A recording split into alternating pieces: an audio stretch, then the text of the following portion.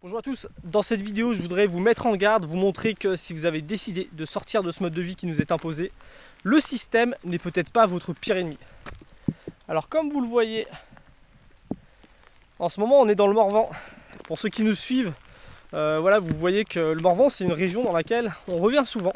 Tout simplement parce que nous, vu que ça fait 5 ans qu'on vit en fourgon aménagé, on en profite pour visiter des régions et voir un petit peu où c'est qu'on pourrait s'installer quand on en aurait marre de vivre en fourgon aménagé. Et le Morvan, ça fait partie de ces régions qu'on aime bien.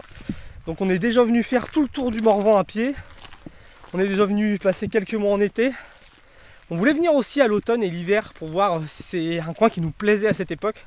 Donc en ce moment, on a notre fourgon mais qui est garé parce qu'on s'est loué un petit gîte pour bien profiter de la région tout en étant confortablement au chaud. Et aussi, on est en train de visiter des maisons. Parce que vous le savez, hein, nous, notre projet, c'est de nous installer dans une petite maison à la campagne pour avoir un mode de vie simple et autonome. Et on avance dans ce projet-là et déjà l'année dernière, on avait le budget pour nous acheter une petite maison. Mais on s'était dit, voilà, on repasserait bien une année en plus en fourgon aménagé. Ça permet d'avoir encore un peu plus de budget. Et là, on commence à avoir un budget sérieux, donc on commence à regarder, visiter des maisons, chercher. Et après on se dit que s'il faut repasser un an en fourgon, c'est pas grave parce qu'on adore ça et que notre budget sera encore plus gros. Mais c'est marrant de voir à quel point le plan fonctionne parfaitement. Quand je parle du plan, c'est cette idée que j'expérimente depuis des années maintenant, c'est de dire que si on simplifie notre vie, si on augmente notre autonomie, on dépend moins de l'argent, donc moins d'un travail, donc on gagne en liberté. Et puis si en plus on se crée une résilience financière, on peut vraiment avoir une très belle vie comme ça, sans avoir besoin de passer sa vie à travailler et consommer. Et le plan fonctionne au top, hein. La vie en fourgon aménagé, c'est quand même une façon simple d'expérimenter ce mode de vie, parce que quand tu es en fourgon aménagé, tu as un mode de vie simple. Et puis ça permet d'avoir un certain niveau d'autonomie. Même si, on est d'accord, en fourgon, tu ne seras jamais autonome, parce que tu ne peux pas produire ton gasoil par exemple, tout simplement.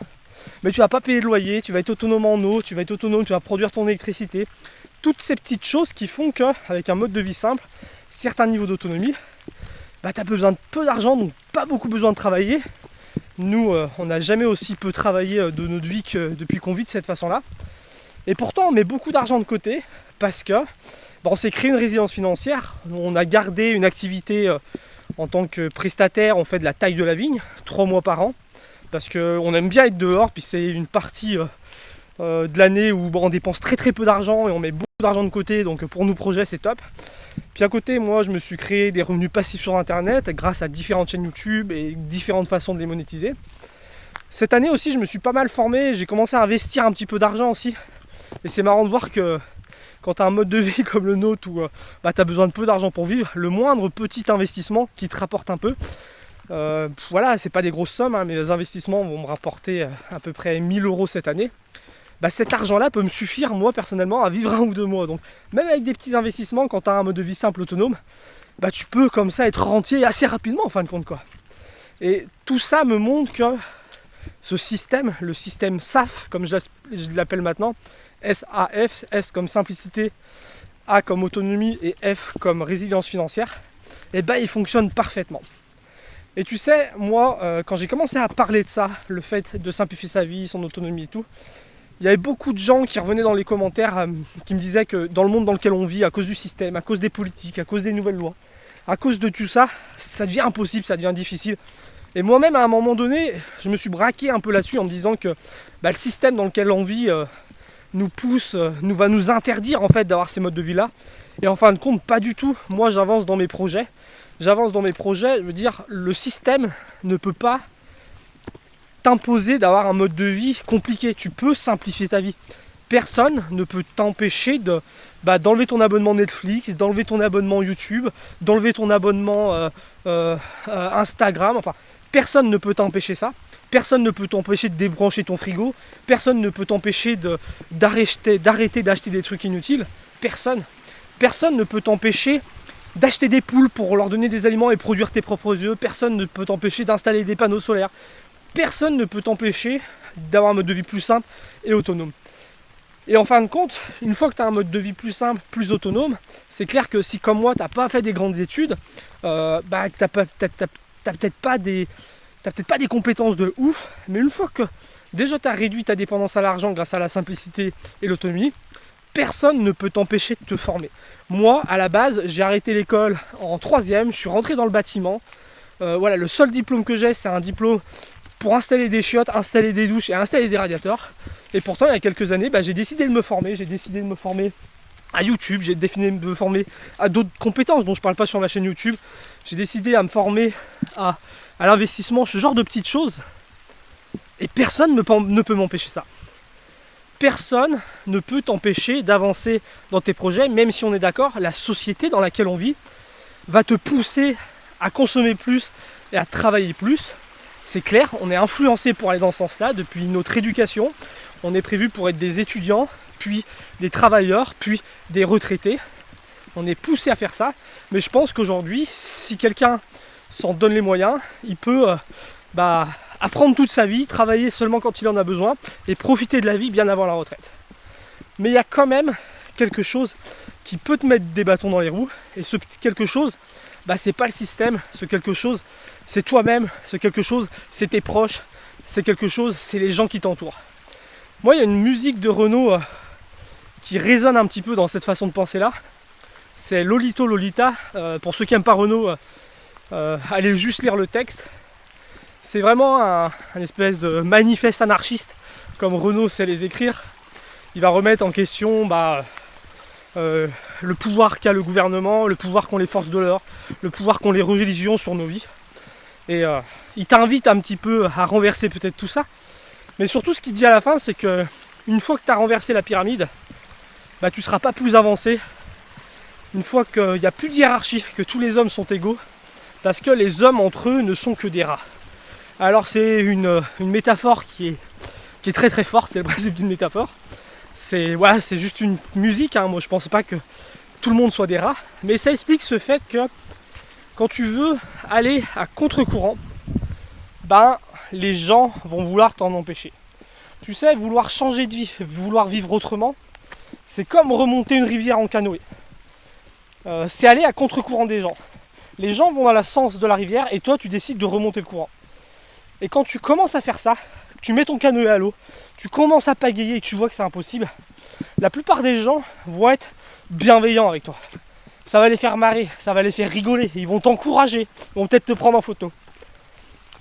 Et toi, si tu gardes ce cap-là d'avancer, tu vas commencer à te muscler les muscles. Tu vas trouver une meilleure pagaie, peut-être une meilleure embarcation. Tu vas trouver les petits contre-courants à remonter. Et tu vas commencer à remonter à contre-courant. Et là, ça va être différent. Les gens, ils vont te prendre pour quelqu'un de bizarre. Ils vont voir que tu réussis aussi. Du coup, ils vont peut-être être un peu jaloux. Donc, ils vont te critiquer. Ils vont essayer de te démotiver. Ils vont te mettre des petits coups de pagaille au passage. Ils vont essayer de te faire chavirer. Et c'est ce qui se passe quand tu essayes de vivre autrement. Au début, quand tu partages tes idées, tes plans, comme j'ai pu le faire, moi par exemple sur YouTube, tu vas avoir des critiques. Tu vas pas avoir des critiques au début, mais les gens vont être un peu amusés. Les gens vont dire mais t'es complètement fou. Mais ça va être bienveillant, ils vont peut-être t'encourager parce qu'ils sont persuadés que tu n'y arriveras pas. Mais quand tu commences à y arriver, quand tu commences à dire aux gens que vous voyez, ça se passe bien. J'ai simplifié ma vie, je dépends moins de l'argent. J'ai augmenté mon niveau d'autonomie, je dépends encore moins de l'argent. Aujourd'hui, j'ai besoin de moins d'argent d'avant pour vivre, donc c'est plus facile pour moi de le gagner en étant mon propre patron. Et c'est plus facile pour moi aussi de le gagner, peut-être en ayant des petits systèmes qui travaillent à la place, ou des petits investissements qui travaillent à ma place. Quand tu commences à dire ça, là les gens vont commencer à te critiquer, là les gens vont commencer à juger, les gens vont te confronter à tes propres à tes propres convictions. Voilà, là les gens, s'ils vont être d'accord, comme le dit Brassens, les gens n'aiment pas qu'eux, on suit une autre route qu'eux, et c'est exactement ça.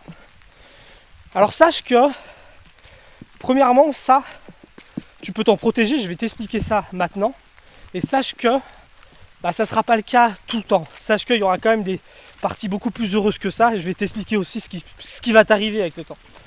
La première chose pour éviter d'être trop confronté à ça, c'est de te créer un entourage positif. Il y a 3 types de gens que tu côtoies au quotidien. Il y a les gens qui sont négatifs, il y a les gens qui sont neutres par rapport à tes projets, et il y a les gens qui sont positifs. Les gens qui sont négatifs, il faut arrêter de les côtoyer. C'est très très important. C'est ces gens-là qui t'es à contre-courant. Ils te disent qu'il t'y arrivera jamais. Ils te disent que t'es quelqu'un de bizarre. Ils te disent que t'es un tocard. Ils passent, ils te mettent un petit coup de rame au passage. Ces gens-là, si tu les côtoies, ils vont t'empêcher d'avancer et il faut à tout prix les éviter. Ensuite, il y a les gens neutres. Les gens qui te regardent d'un œil bizarre. Mais si tu leur parles pas de tes projets, ils ne sont pas négatifs. Ces gens-là, tu peux continuer à les côtoyer, mais comme je te l'ai dit, faut pas leur parler de tes projets. Faut pas leur parler de tes idées.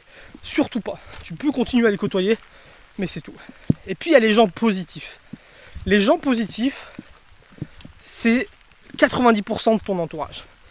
Les gens positifs, c'est qui? C'est des gens qui ont fait ce que toi tu voulais faire, ils l'ont réussi. Donc ces gens, il faut que tu t'en inspires. S'ils ont une chaîne YouTube, tu la regardes.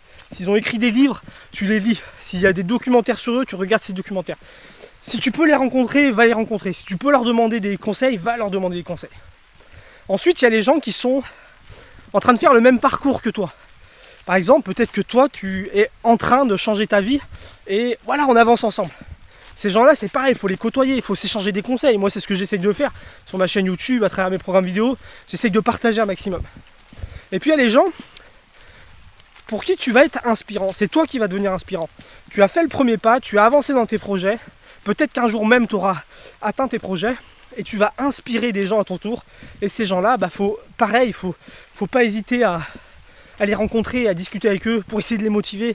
Et quand tu te rends compte qu'il y a toute une communauté, tout un groupe de gens qui autour de toi aspirent au même projet, sont dans la merde au même moment que toi, avancent en même temps que toi, et puis d'autres qui sont arrivés, crois-moi que c'est ça qui va te permettre d'avancer malgré tout.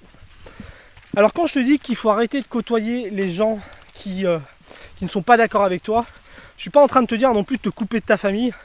Faut se méfier des gens qui veulent te couper de ta famille.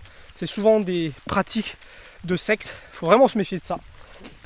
En fait, si tu as vraiment des proches, ça peut être ta femme, ton mari, ton conjoint, ta conjointe, ça peut être des frères, des sœurs, ça peut être tes parents, ça peut être ton meilleur ami, ça peut être ton patron. Voilà, des gens qui sont importants pour toi, pour qui tu n'as pas envie de t'embrouiller non plus avec eux. S'il y a un conseil que je pourrais te donner, c'est au lieu d'essayer de les convaincre que tu as raison, simplement fais-leur accepter ton choix de vie. Moi, tu sais, dans mes proches, il y a plein de gens qui ne sont pas d'accord avec mon point de vue, avec mon mode de vie. Il y a plein de gens qui n'ont pas du tout envie de faire comme moi. Ils sont très heureux dans la société en général. Et j'ai jamais essayé de les convaincre qu'ils devraient changer de vie, ils devraient faire comme moi, que leur mode de vie est pourri, que moi j'ai raison. Non, parce que chacun vit comme il veut. Chacun vit comme il veut. Le but, c'est pas de convaincre que les gens qu'on est plus intelligent ou quoi que ce soit. Par contre, tu peux leur faire accepter ton mode de vie. Moi, je sais que la plupart de mes proches ne me cassent pas les pieds avec mon mode de vie parce qu'ils ont accepté que j'allais vivre d'une façon différente. Et voilà, c'est tout. Et si tu veux faire accepter des proches, si tu veux faire accepter ton changement de vie à des proches, il y a une stratégie qui fonctionne bien. C'est une stratégie qui fonctionne sur l'empathie, on va dire. C'est de commencer par leur expliquer ce qui ne va pas dans ton mode de vie et quelles vont être les conséquences négatives de ce mode de vie-là. Si par exemple, toi, je sais pas, tu as un travail, tu travailles trop, tu en as marre de passer ta vie à travailler, tu préférais moins travailler, quitte à un mode de vie plus simple, autonome, tu veux partir à la campagne par exemple, commence par expliquer aux gens que ton travail te prend beaucoup trop d'énergie physique, beaucoup trop d'énergie mentale, qui te prend tout ton temps, et que tu vas bientôt faire un burn-out, et quand tu auras fait un burn-out, tu risques d'être hospitalisé, tu risques peut-être de finir en hôpital psychiatrique, et toi que tu n'as pas envie de ça. Parle-leur de ton problème et parle-leur des conséquences négatives de ce problème. Ensuite, parle-leur de la solution. Explique-leur que du coup, tu as envie de partir vivre à la campagne, que ça te permettra d'avoir un mode de vie déjà plus tranquille, qui dépendra peut-être moins de l'argent qu'en ville, parce qu'à la campagne, tu pourras être plus autonome par exemple, qui te permettra peut-être, je sais pas, suivant ton travail, de travailler en télétravail à la maison à mi-temps, au lieu d'avoir un plein temps en ville. Explique-leur ton projet et explique-leur les bénéfices positifs de ce projet-là. Explique-leur tout ce que ça va t'apporter dans ta vie. Explique-leur que tu vas pouvoir recommencer à prendre soin de toi. Tu vas pouvoir te reposer. Tu vas pouvoir profiter plus de tes enfants, peut-être profiter plus de ta vie de famille, plus de tes passions. Peut-être même te remettre dans un projet qui te passionnait quand tu étais plus jeune et que tu aimerais enfin réaliser un rêve. Explique-leur tout ça. Et si une personne de ton entourage qui est importante pour toi t'aime, si tu lui expliques quels sont tes problèmes dans ta vie et qu'est-ce que ça va apporter en négatif. Si tu lui expliques la solution que tu as trouvée et si tu lui expliques que ce que ça va t'apporter, normalement cette personne, même si elle n'est pas d'accord avec toi, elle va accepter ton choix.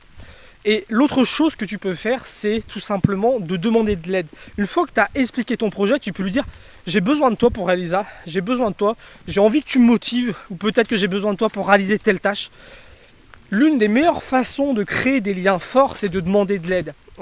Sache que tu peux des fois penser que telle personne ne t'aime pas ou ne t'aime plus, telle personne te juge, te critique. Mais le fait des fois de demander de l'aide à une personne, eh ben, elle va se rendre compte que voilà, que tu lui fais confiance, que tu l'aimes, que tu as besoin de son aide. Et des fois, juste ça permet de recréer des liens forts.